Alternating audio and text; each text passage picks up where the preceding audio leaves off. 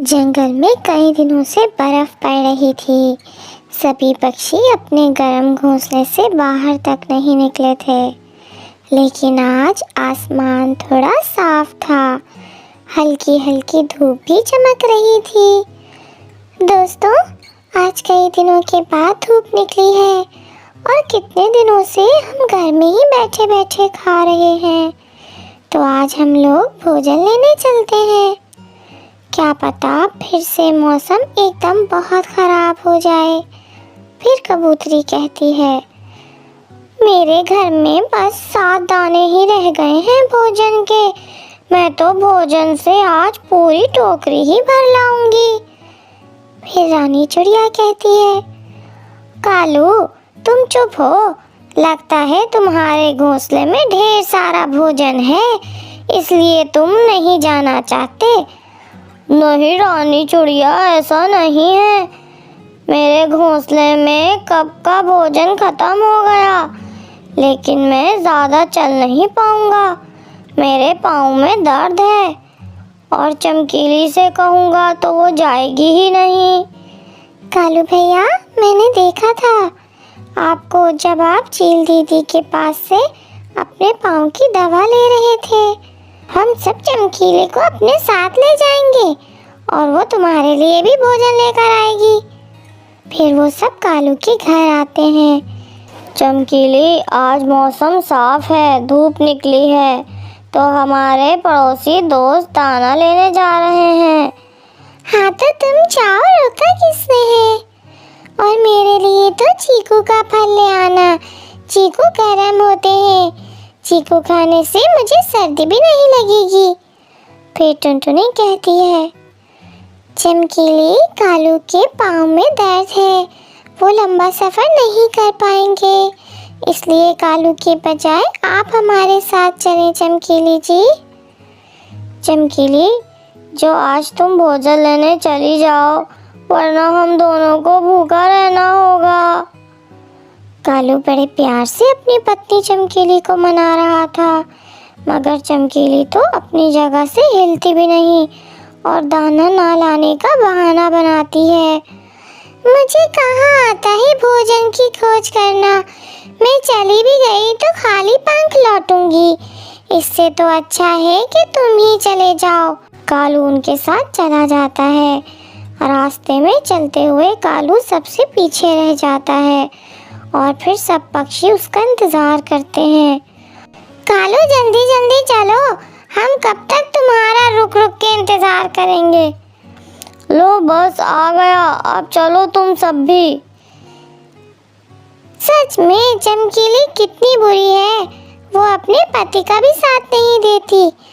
ऐसे अपने पति को दर्द में भी चलाए जा रही है।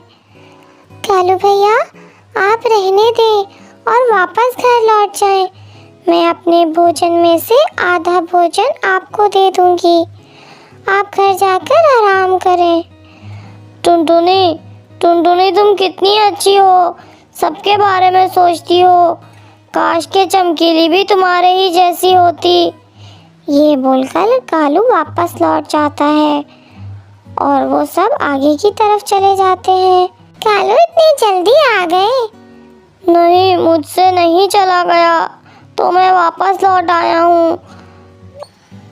आसपास कोई फल ढूंढ लो, वरना शाम को क्या खाओगी। मुझे नहीं पता, कई दिनों के बाद तो आज धूप निकली है। मैं सोना चाहती हूँ, डिस्टर्ब ना करो मुझे। चमकीली बहुत कामचोर थी, वो मेहनत नहीं करना चाहती थी।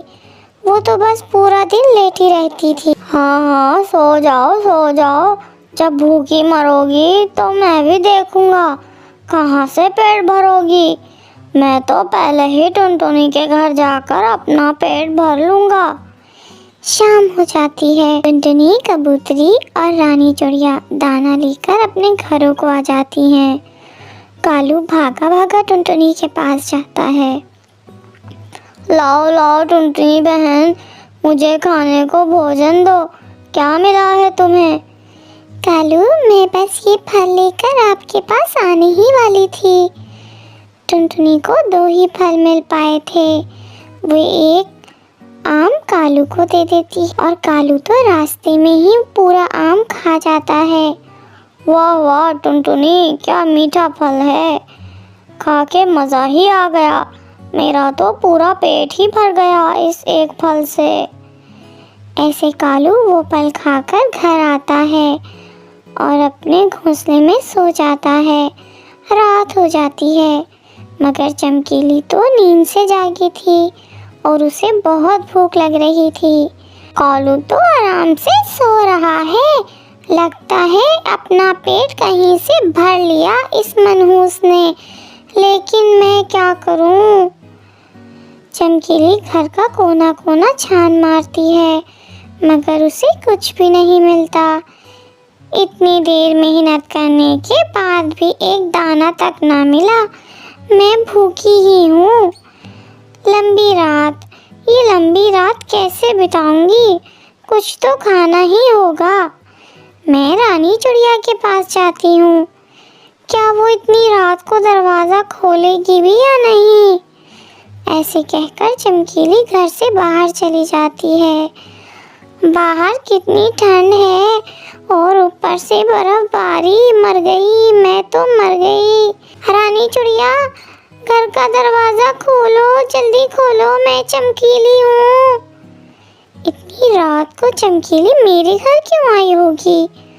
भूख से मर रही होगी। सुबह तो हमारे साथ गई नहीं, पूरा दिन मज़े से सोई रही। फिर रानी चिड़िया दरवाज़ा खोलती है और चमकीली उसे कहती है, रानी चिड़िया, कुछ खाने को दे दें, हमारे घर में भोजन खत्म हो गया है। चमकीली, हमारे घर में भी भोजन नहीं है, जो मैं लाई थी मैंने खा लिया है। फिर चमकीली वहाँ से चली जाती है और कबूतरी के घर जाती है। कबूतरी, जल्दी दरवाज़ा खोलो, बाहर बहुत ठंड पड़ रही है। चमकीली, तुम यहाँ, क्या काम है? मुझसे जो आधी रात को नींद से जगाया है मुझे। कबूतरी, मेरी बहन, मैं भूखी हूँ, क्या तुम्हारे पास कुछ खाने को मिलेगा? हाँ चमकीली, दाना तो है मेरे पास, लेकिन अगर वो तुम्हें दे दिया तो फिर मैं सुबह को क्या खाऊंगी? क्या पता कल का मौसम बहुत खराब हो। ऐसे कहकर कबूतरी दरवाज़ा बंद कर लेती है और चमकीली भी वहाँ से चली जाती है। उसकी भूख तो बढ़ती जा रही थी, ऊपर से ठंडी ठंडी हवाएं भी सता रही थीं। सबके सब कैसे मज़े से सोए हुए हैं और एक मैं हूँ, इतनी ठंड हो के भी यहाँ वहाँ भटक रही हूँ। अच्छा ही होता अगर मैं सुबह सबके साथ जाकर भोजन ले आती। अब तो बस टुनटुनी का घर ही बचा है, पता नहीं वो मुझे दाना देगी भी या नहीं। फिर चमकीली टुनटुनी का दरवाज़ा खटखटाती है। वो ठंड से साफ बोल भी नहीं पा रही थी, उसकी चोंच कांप रही थी। टुनटुनी, टुनटुनी, बहन, मुझे कुछ खाने को दे दो, मैं भूख से मर रही हूँ। चमकीली, पहले आप घर के अंदर आए, आप कितना कांप रही हैं। ये बोलते हुए टुनटुनी चमकीली को गर्म कंबल में बिठाती है। चमकीली, भोजन तो मेरे पास भी नहीं है, लेकिन मेरे पास कुछ सूखी लकड़ियाँ हैं जिससे मैं आपके लिए गरम गरम सूप बना सकती हूँ। टुनटुनी, टुनटुनी, जल्दी करो, जल्दी बना दो, वो सौंफ ही बना दो मुझे। फिर टुनटुनी अपनी रसोई में जाती है, वो लकड़ियों में आग लगाती है और चमकीली के लिए सूप बनाती है। चमकीली तो गरम गरम सूप मज़े से ही पी जाती है। टुनटुनी, ये क्या था? मेरा तो पेट ही भर गया और अब ठंड भी कम लग रही है। चमकीली, जब मेरे पास फल और सब्जी, गाजर, मूली, गोभी जमा हो जाते थे तो मैं उन्हें सुखा के उनका चूरन बना के रख लेती थी, और अब जब खाने को कुछ नहीं होता तो ऐसे ही गर्म पानी में उबाल कर पीती हूँ। वाह टुनटुनी, तुम कितनी मेहनती हो, तुम्हारे पास ये था तब भी आप भोजन लेने गई, और एक मैं हूँ, आराम से जीना चाहती हूँ बस। लेकिन अब मैं भी ऐसा ही किया करूँगी, हर रोज़ भोजन की खोज को जाया करूँगी। आज तो मैं मरते मरते बची हूँ। अगर आपको वीडियो पसंद आए तो चैनल को सब्सक्राइब करें और आपको पता है तो हमें कमेंट्स में बताएं कि टुनटुनी ने चमकीली को क्या बनाकर खिलाया था।